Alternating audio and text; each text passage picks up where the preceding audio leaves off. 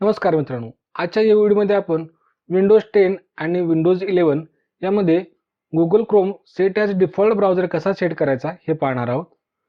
तर मित्रांनो, इथे व्हिडिओ स्किप करू नका, हा व्हिडिओ पूर्ण पहा. त्यामुळे आपल्याला विंडोज 10 किंवा 11 मध्ये Google Chrome set as default browser कसा सेट करतात हे आपल्याला समजेल. ठीक आहे, तर आता आपण विंडोज 10 मध्ये Google Chrome set as default browser कसा सेट करायचा हे पाहूया. त्यानंतर आपण विंडोज 11 मध्ये हे पाहू. तर विंडोज 10 मध्ये Google Chrome set as default browser set करण्यासाठी इथे स्टार्ट वरती क्लिक करा. इथे सर्च करा डिफॉल्ट DEFA. इथं आपल्याला समोर येईल choose a default web browser, याच्यावरती क्लिक करा. त्यानंतर इथे मायक्रोसॉफ्ट एज किंवा आपले जे काही डिफॉल्ट ब्राउझर आहे ते तिथं शो होईल. इथं आपल्याला Google Chrome set as default browser करायचा आहे, तर याच्यावरती क्लिक करा.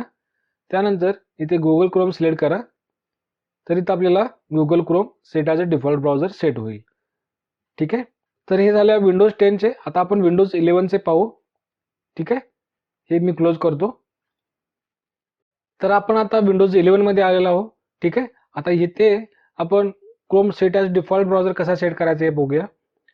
तर Chrome set as default browser करण्यासाठी इथे स्टार्ट वरती क्लिक करा. इथे सर्च करा डिफॉल्ट ॲप्स. तर इथं आपल्याला शो होईल डिफॉल्ट ॲप्स, याच्यावरती क्लिक करा. त्यानंतर इथे सर्च ॲपमध्ये क्लिक करा क्रोम CHROME. तर तिथं आपल्याला खाली शो होईल, याच्यावरती क्लिक करा. त्यानंतर याला सेट ॲज अ डिफॉल्ट करा. तर अशा प्रकारे इथे आपल्याला Chrome set as a default browser set होईल.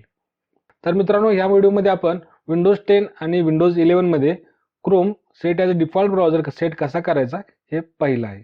तर मित्रांनो, हा व्हिडिओ आपल्याला आवडला असेल तर व्हिडिओला प्लीज लाईक, शेअर आणि सबस्क्राईब करा. धन्यवाद.